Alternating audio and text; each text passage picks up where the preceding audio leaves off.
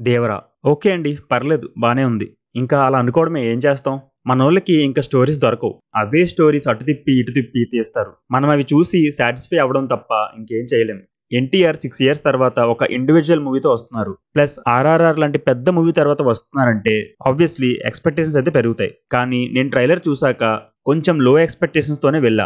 Even though disappointed అండి. First thing ఏంటంటే story చాలా ఓల్డ్‌ది. Father and son type stories మనం చాలానే చూసాం. బట్ ఫ్రెష్ ఫీల్ కోసం సముద్ర మట్టం ఎంచుకున్నారు. Which work for me. But నేనేమంటున్నానంటే 'దేవర పార్ట్ 2'కి ఎక్స్టెండ్ చేయకుండా స్టోరీ మొత్తం ఫస్ట్ పార్ట్ లోనే చెప్తే బెటర్ అనిపించింది. Because second half offers you nothing. మూవీలో ఏదైతే డ్రామా ఉందో అదంతా ఫస్ట్ హాఫ్ లోనే అయిపోతుంది.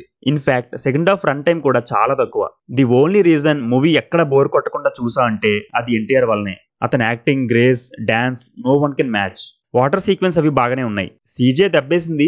నేను ఆ టెక్నికల్ ఆస్పెక్ట్స్ గురించి మాట్లాడదలుచుకోవట్లేదు. ట్విస్ట్లు అవి అంత అనిపించలే నాకు. యూ కెన్ ఈజీలీ గెస్ తర్వాత ఏం జరుగుతుందో. ఈ మూవీకి మెయిన్ అసెట్ వచ్చేసి అనిరుద్ధ్. అతను ఇచ్చిన మ్యూజిక్ అండ్ బీజిఎం మూవీకి చాలా ప్లస్ అయ్యాయి. ఆ మూవీ యొక్క టోన్ ని అవి పర్ఫెక్ట్ గా నిలబెట్టాయని చెప్పుకోవాలి. మిగతా యాక్టర్స్ ఎవ్వరూ అంతగా రిజిస్టర్ అవ్వరు. సైఫ్ అలీ ఖాన్ ని ఎందుకు తెచ్చారో అర్థం కాదు. ముందు మన టాలీవుడ్ లో మూవీ తీస్తే వేరే ఆడియన్స్ కి రీచ్ అవుతుంది. అది కూడా కంటెంట్ బాగుంటే. అంతేగాని వేరే ఇండస్ట్రీ నుంచి యాక్టర్స్ ని తెచ్చుకుంటే మూవీ అక్కడ అందరూ చూసేస్తారు అనుకోవడం కరెక్ట్ కాదు. సైఫ్ అలీ ఖాన్ లిప్ సింక్ పోయింది చెప్పాలంటే. ఒక్క చోట కూడా సింక్ అవ్వలే. ఇంకా జాహ్నవి కపూర్ గురించి చెప్పాలంటే చుట్టమల్లే వచ్చి అలా వెళ్ళిపోయింది. మరి ఎక్కడే కనిపించదు మూవీలో. ఇంతకన్నా చెప్పడానికి ఏం లేదు భయ్యా. నచ్చితే ఫ్యాన్స్ కి మూవీ నచ్చొచ్చు. అది కూడా ఫస్ట్ హాఫ్ వల్ల.